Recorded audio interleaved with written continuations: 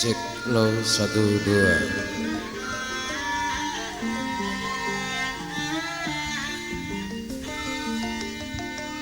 Cek low 1 2.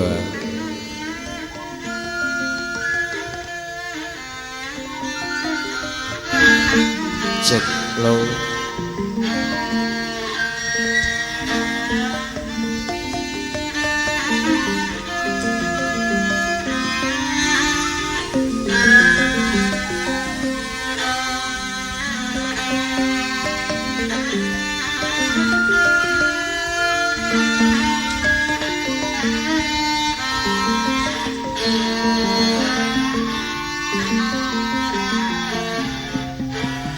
Mahayu Bagyo Sagunging para tamu kakung putri kang samira sami lenggah utawi dalebur Bapak Nur Hayat purwan ngatur kepareng kula ngaturaken assalamualaikum warahmatullahi wabarakatuh.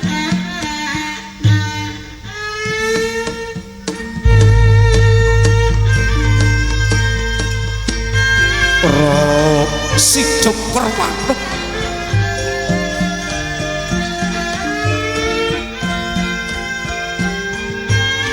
datanono sabane malam nalisik bebasan rememan datan indah samyono datan lumampah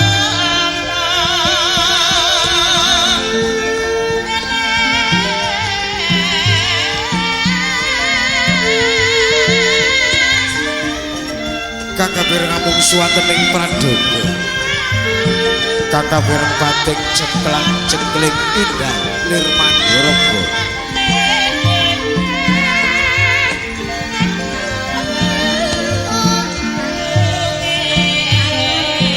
wah punika minangka pambukaning panyandra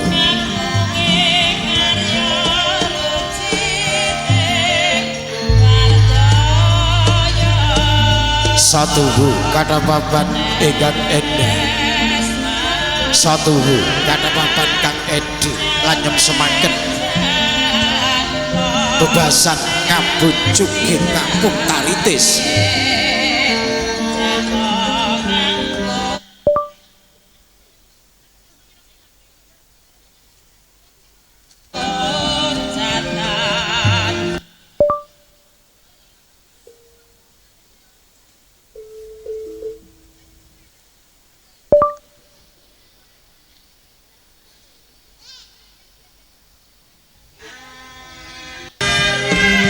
anang ibu tegati dini mutan pitalipun Bapak Nur Hayat halak ibu ingkang menggugati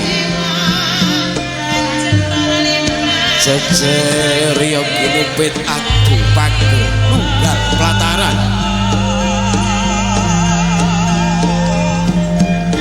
minangka jejering pawiwahan kawis tarining janur kuning pisang rojo tebu wulung cekir gading roning gluwe roning kapas lan sak rezekipun sugotan alang-alang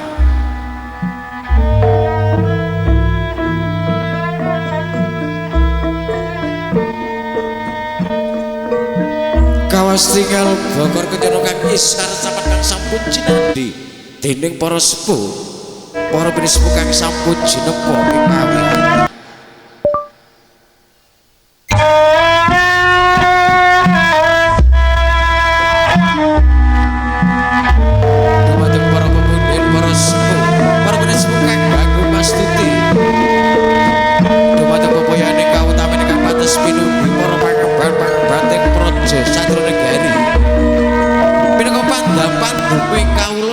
kang sampun sinubawa wonten kalenggahan para sarjana para sujana sujanane budi kang menang hanapi wahyuning kasutapan kang satuhu baga mulya nuwun tinggi brayat ageng Baraya Wirata Brayat Wiratamtama para alim uga para ulama ingkang nitendalu tansah sumandhing marang kitab suci wahyuning ilahi minangka panuntun kiblat-kiblating panembahing luhuring budi perkadang pertama kuwi sabutring sabla kepareng monggo sami raipun derek menika wonten Bapak Nur Hayat Ibu kanthi adicara panggih piranti nggih Evi Lailatus Safa'ah dalah Muhammad Aldi putra saking Bobo Suin dala Ibu Suin. Kula ngaturaken sugeng rawuh para kadang sedaya sugeng miwati sugeng Pak Sugedan kang sampun semanjung kalenggahan wontenipun Bobo Nur Hayat dala Ibu ingkang menggugati. Tato adicara bersama para pasangan kalian yani wedding organizer ugi dipun sekuyung dening Kelana fotografer profesional wonten channel Abidin Rental Audio Sound System profesional.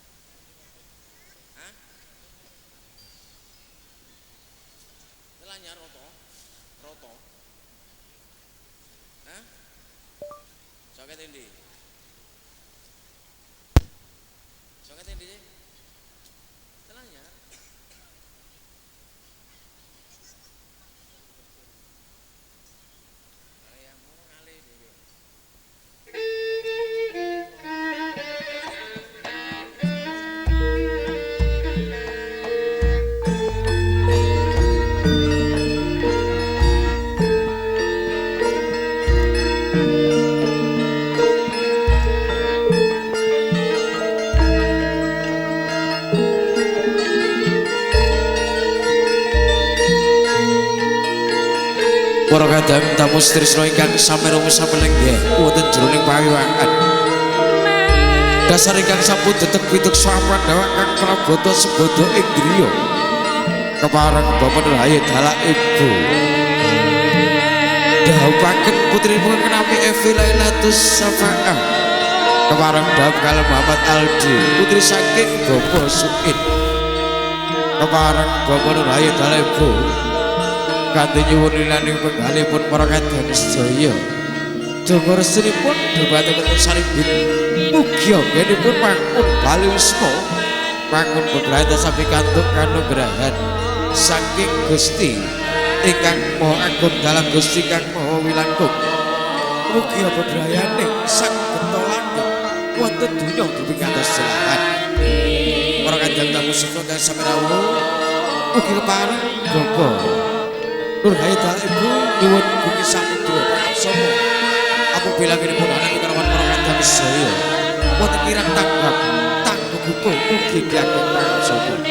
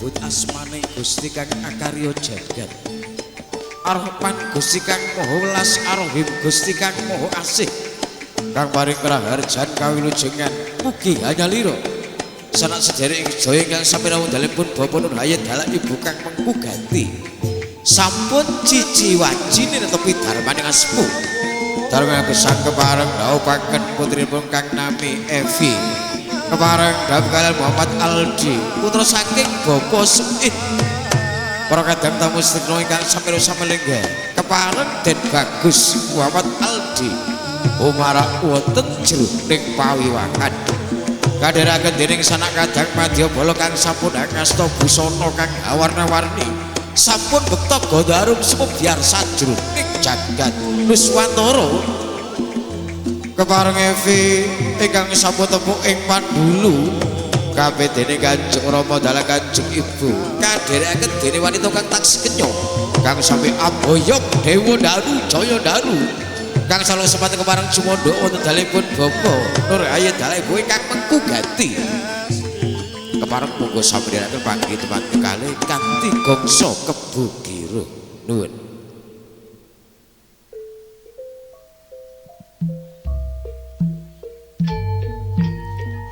wis dumugi mangsa kala dumawahing kodrat saking panguwasaning Gusti ingkang akarya jagat nalika semono titahing Gusti kang asifat jalu tumrap anak angger Evi Lailatus Syafaat dalah Muhammad Aldi kang badhe akenya mangun balisma mangun bebrayatan sak anglure ilo-ilo wujaring para kina saya jagat indahing pinanting kakung tansaya ngalila nggih Muhammad Aldi umara wonten gapuraning pawiwahan kadheraken dening satriya bagus satriya kembar kang sami aboyong Dewa Daru Jaya Daru kang sampun kagem kula Jaladara sungsungan emas sungsungan agung kandhek sakutara pinanting kakung nggih Muhammad Aldi kawistara tinukaring adi manca warna mugi dados tinukaring katresnaning pinanting saribit kang sampun wus paning dewasa kepareng Evi dalah Muhammad Aldi anger bagi Bogor kencana kang isi sakarsaman kang sampun jinandi tansah sumlewesar pinanting kakung balang muni temanting putri bumati temanting putri balang muni temanting kakung purwata wujuding bebalangan pinanting saribit kang wujud suruh ingkang temros suruye dinulu bedol malempit didubalasane kepareng Muhammad Aldi angmidak tiga nayam sakor kepidak pecah saknalika purwata wujuding pecahing tiga mugi dados pecahing penggalih pinanganten kekalih atau saged pecah saking tanggal japing tiyang sepakekalih saged mandiri santosa kenipun mangun balisma daya-daya Evi kepareng dodok sak sembokan amijiki samparane kakakung tegese sampun kicaling berat sukertaning jagat mugi anggenipun mangun balisma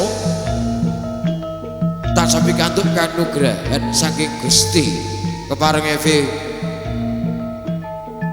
suwita dumateng kakakung nenggih dhateng Muhammad Aldi ingkang sampun dados pangayomaning kala mangsa nggih dados pangayomaning nggihipun mangun balisma mangun bebrayan ingkang agung sakala junjung derajat jengkar saking kalenggalipun junjung derajat dening Muhammad Aldi jawat asta pinanganting kekalih kang badhe angidri jagat kaping 3 punapa tegese lingkar jagat mugi anggenipun mangun balisma pados gunakaya wonten sak lumahing bumi sak purbing langit tansah anemai gunakaya ingkang kathah berkah barokahi datang bebrayane pinanting kalingipun mangun balisma sak sapunipun lingkar jagat kaping 3 kepareng kandhek sak utara pinanting saribit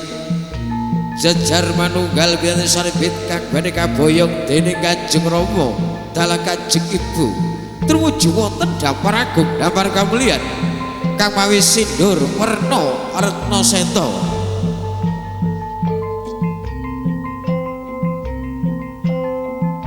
sindur binayang karir Kertolan Sidoarjo Pangaribowo dan Bagus Muhammad Aldi kang sampun ngemban dawuhe para sarjana ngemban dawuhe para asesa kanthi junggo kalian dawuhe Ki Hajar Dewantara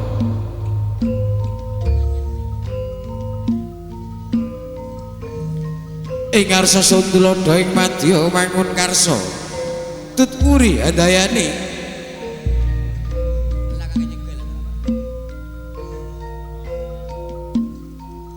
punapa ing ngarsa Sundulanda menika Kanjeng Rama ing madya mangun karsa tuturi handayani amok bilih pinanten kekalih naling siri saking bebener kamangka Kanjeng Rama dalah Kanjeng Ibu kang kedah paring pituduh luhur datap pinanten kalih ngenipun pangkun balismo samudra muja te sakajipun damar agung damar kamulyan tepate saribit kaboyong dening Kanjeng Rama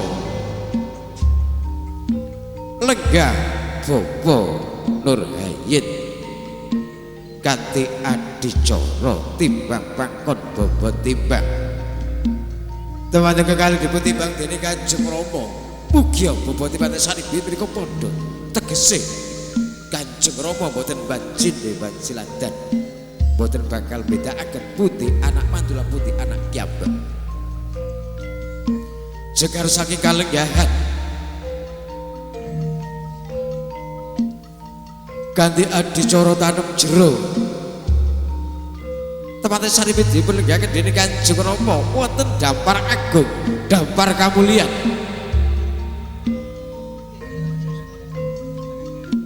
Tojo Pak us lenggah hanya wiji tempatnya kekalih wonten dampar agung dampar kamulyan tempatnya jinanggung ing Gusti ingkang Maha Agung titikane menika wonten 3 sunggal ledakan depang retane ingkang angka kalih tanggap ing sasmita kang angka 3 susila anugraha punika kang saged ambambar pakarti luhur ngenipun mangkun balismo tepate saribit kapundhutaken sekul kang sampun tumakem wonten sangilipun piring mugi tepaken sekul menika dadosaken tumakeping katresnane marang saribit kanthi mujudake katresnan kang agung dulang dinulang kembul kelima kembul bujana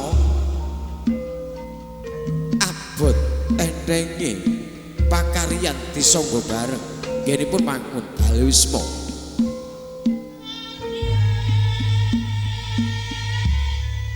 kembul kelima kembul bujana sak sampunipun kembul bujana kepareng kapundhutaken tirta wening kang sampun kapundhut saking Kedhi Pratala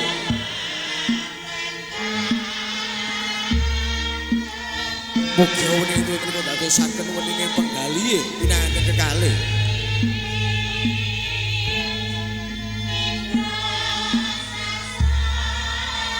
tansah pitang-pitung kang saged dadosaken utuh boten grusah-grusu mangke tumundak kliru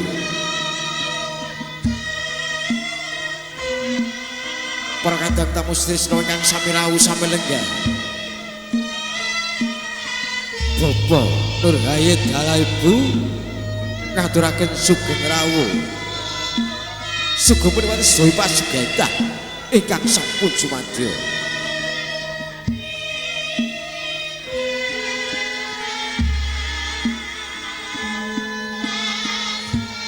sak sampunipun unjuk tirta ingkang wening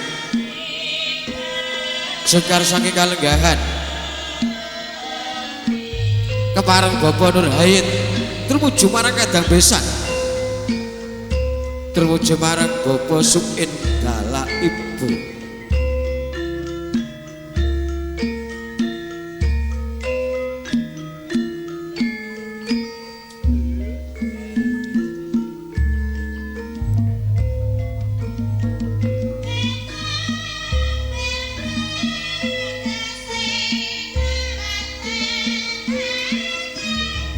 Jawat asto Bapak Nurhayin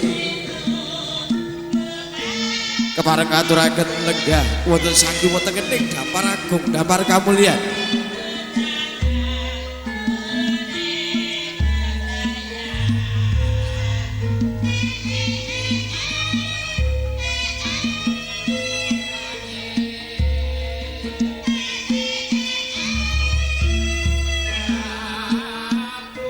kepareng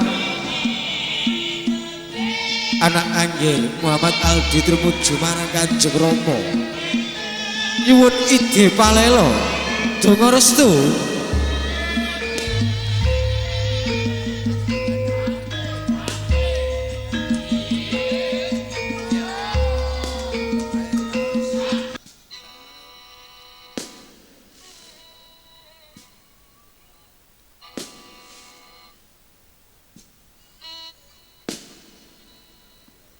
Kanjeng Ibu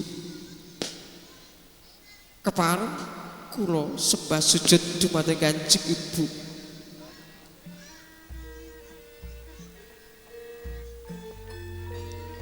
nyuwun ide palela dumateng Kanjeng Ibu angin kula mangun balisma tak trima lan puja pangestu ning Ibu tampanana ya nggih ngestakaken dawuh Kanjeng Ibu Dures rupete sakala waspaning Kanjeng Ibu nakila anape panyunane dipalela tumuju marang Kanjeng Rama Kanjeng Rama aku pangorbanane Kanjeng Rama dhateng kula nyuwun ide palela angin kula panggon balisma kula kudu pangestu ning Rama tampanana ngestakaken dawuh Kanjeng Rama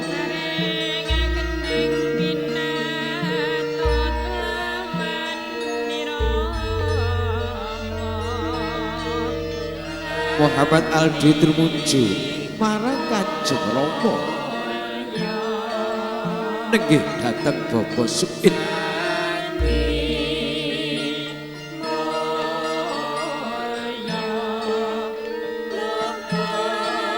Kanjeng Rama sembah sujud dumateng Kanjeng Rama nyuwun tambahi pangestu anggen kula mangun balisma tanpa kowe njaluk sepuro bakal tak sepuro kabeh salaluputmu ya nggih ngestakaken dawuh Kanjeng Rama tak suwunake marang Gusti muga kowe entuk berkah Gusti ya Nduk ngestakaken dawuh Kanjeng Rama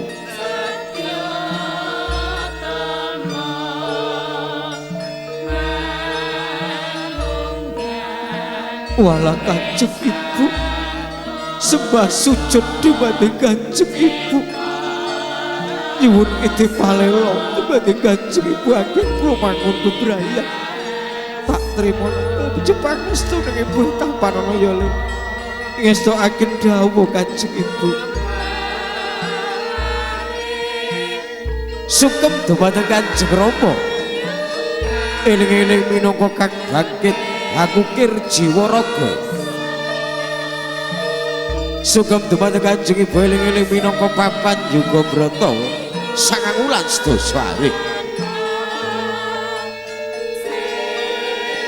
pikantuk pangajap lan pangangkah saking Kanjeng Rama mugi teman-teman sari pikantuk kanugrahaning Gusti ingkang Maha Agung bebrayaning mugia saged langgeng wonten donya dumugi ngantos dilahan mugia dados keluarga agung sakinah mawaddah warahmah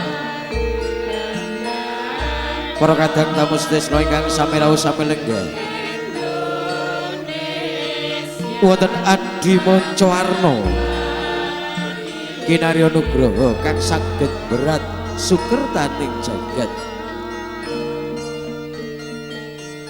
kakasebat Dewa Daru Jaya Daru kembar mayang kang sakala semana kepareng cumandha wonten dalipun Bapa Nurhayin Dalaibu sedaya menika amung kersaning Gusti ingkang Maha Agung.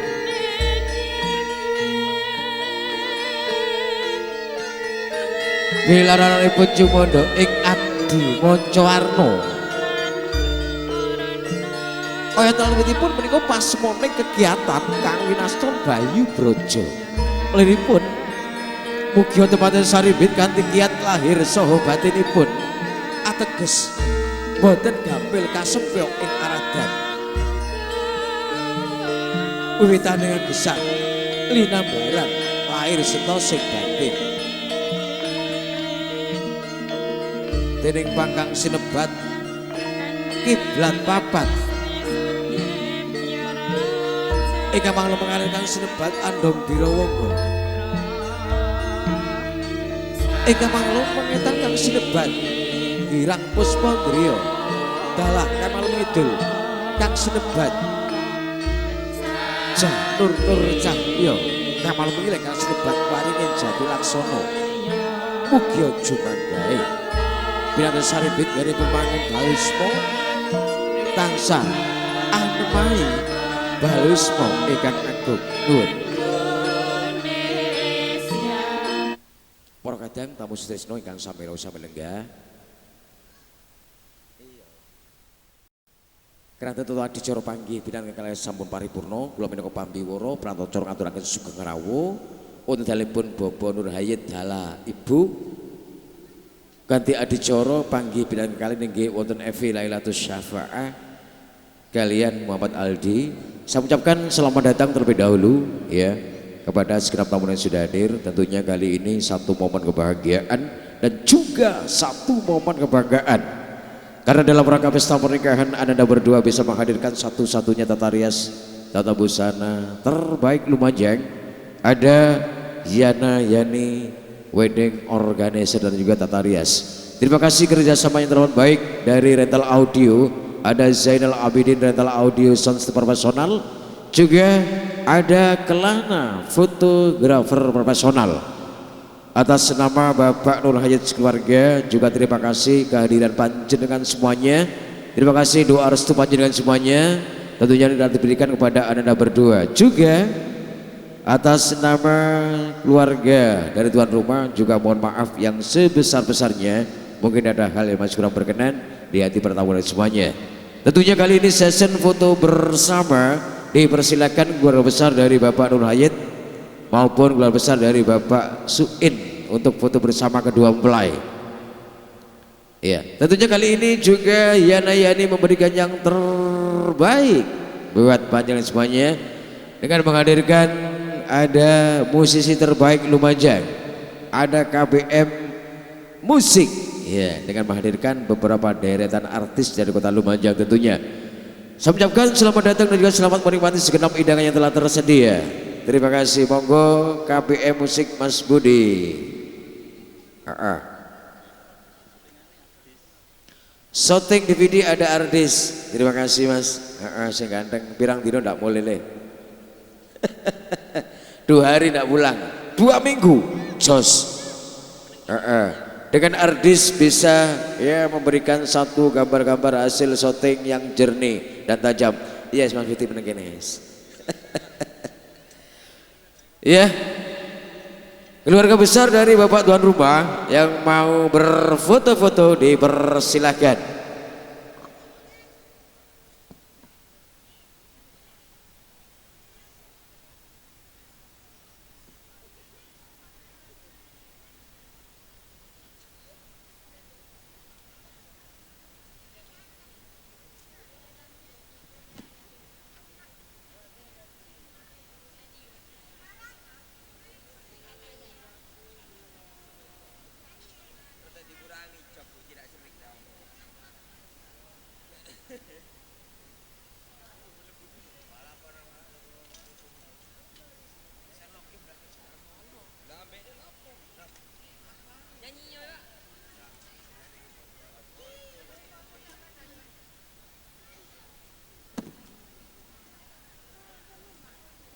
Ya, yang mau berfoto bersama keluarga dari kedua mempelai dipersilakan ya. Terima kasih.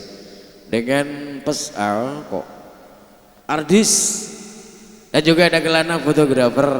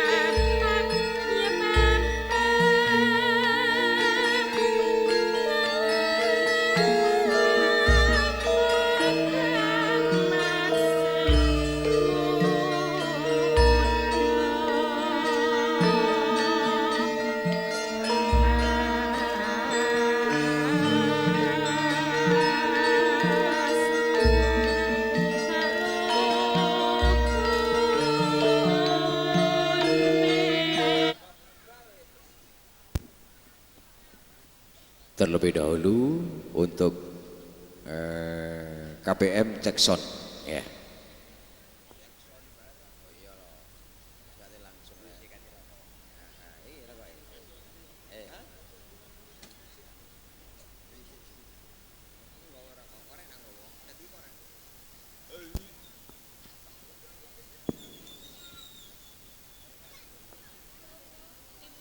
Yang mau foto monggo.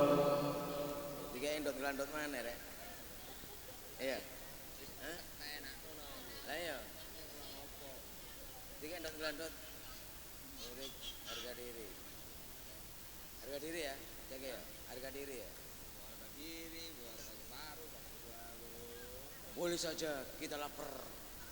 Ya apa cari jarakan Om Rizky. Dari ujung timur sampai ujung barat. Kalian tahu nih itu. Bagus. Aku tak aki kari kau yang bro.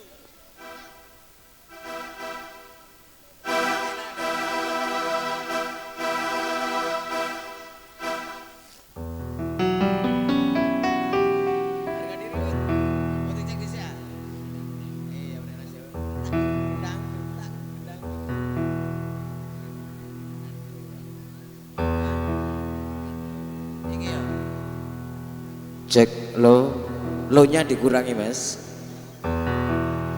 Cek lo 1 2.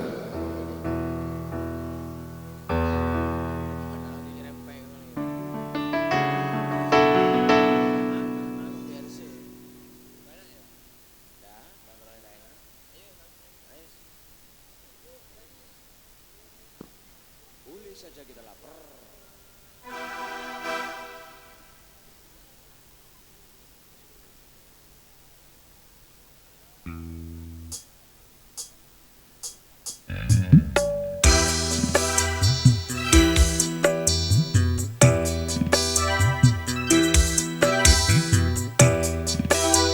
Boleh saja kita miskin demi kehormatan, demi keimanan boleh lapar.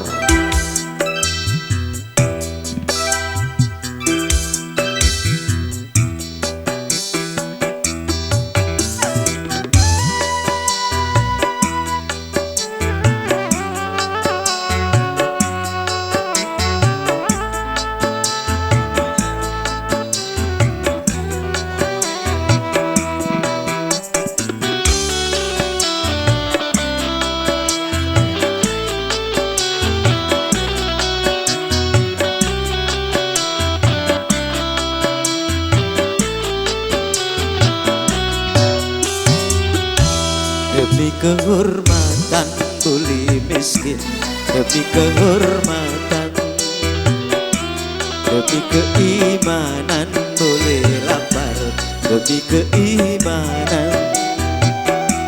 Jangan sampai dijual berapapun harga diri ini, jangan ditukar dengan apapun keimanan ini. Demi kehormatan boleh miskin, demi kehormatan, demi keimanan boleh lapar, demi keimanan. Iya nayani wedi marbana isol KBM Musik Ardis.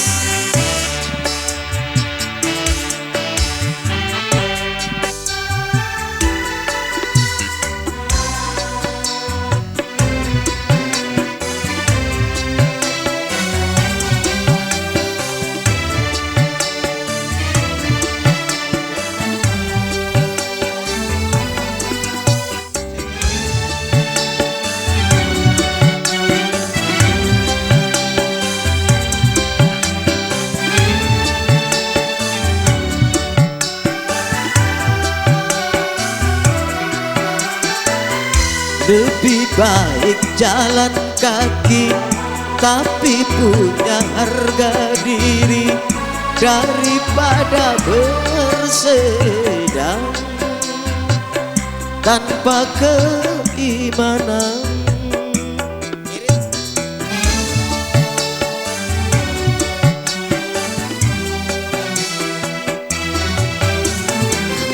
Lebih baik pupuk tua tapi punya harga diri daripada di gedung tanpa keimanan.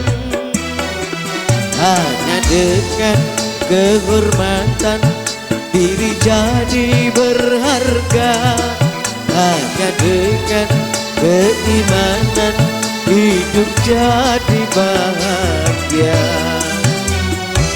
Demi kehormatan boleh miskin, demi kehormatan, demi keimanan boleh lapar, demi keimanan.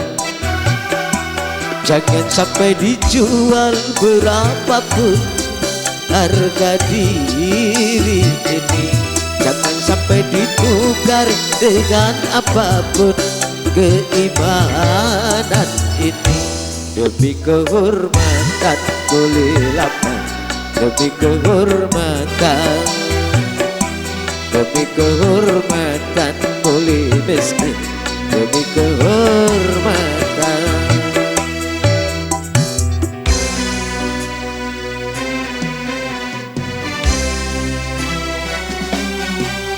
Yang mau berfoto-foto dipersilakan, keluarga besar dari Bapak Nurayit.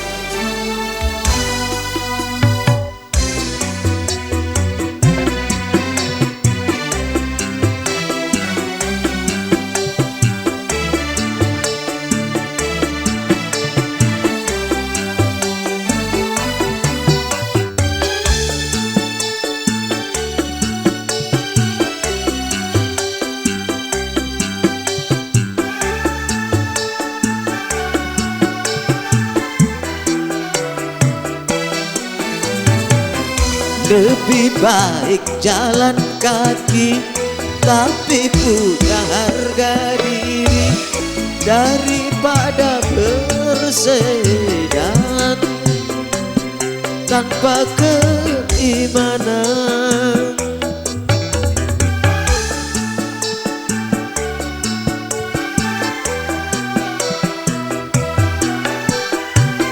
Lebih baik gubuk tua tapi jadi hamba Tuhan daripada di gedung tanpa keimanan.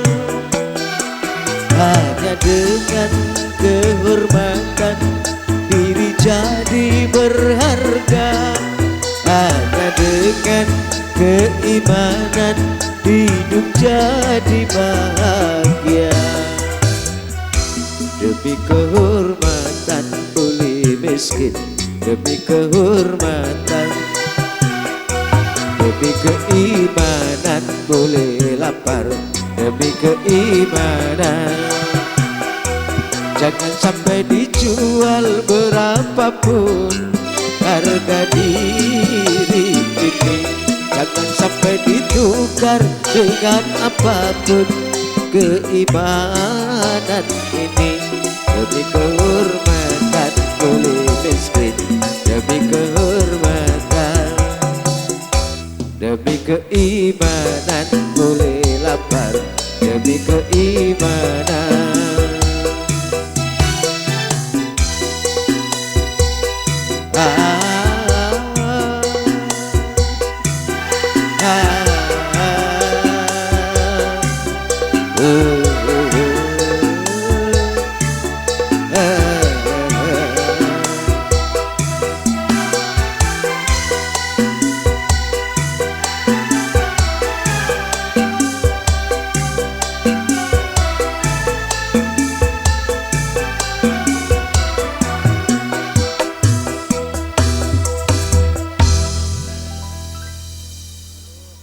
Iya, terima kasih KBM. Iya. Tentunya kali ini Yana Yani memberikan yang terbaik ya, tentunya menghadirkan satu vokalis terbaik Lumajang, ada Nona Noni. Monggo Mbak Noni. Iya. Iya. Terlebih dahulu Kemanten Epakon Nemang. Iya, Bung Andi. Bung Andi. Epakon Nemang dulu. Monggo Mas Andi.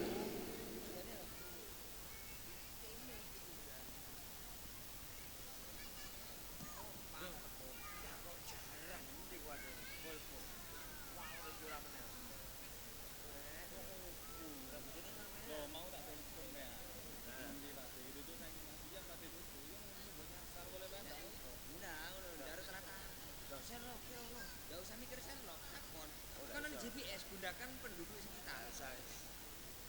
Ini takon tadi nang. Aja Sherlock GPS gunakan penduduk sekitar takon. Lik dalang nang benci nang slametan ngawito di wake. Takon. Iya, Pak Lurah. Ndak kira iki kan. Dono. Tak larang bulane Pak Iki. Anu sekuat ini Yani. Kabeh tak. Mana? Jadi sama kono ta? Mana jarang kono ta?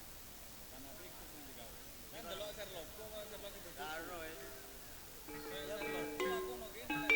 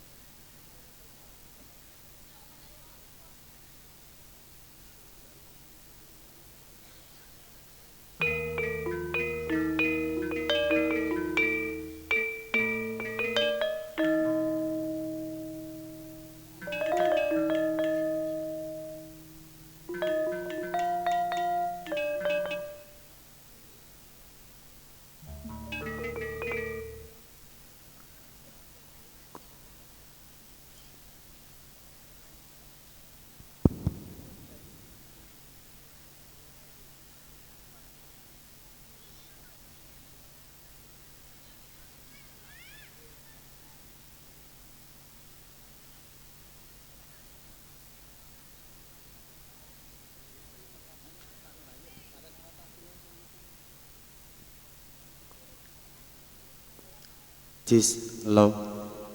Halo.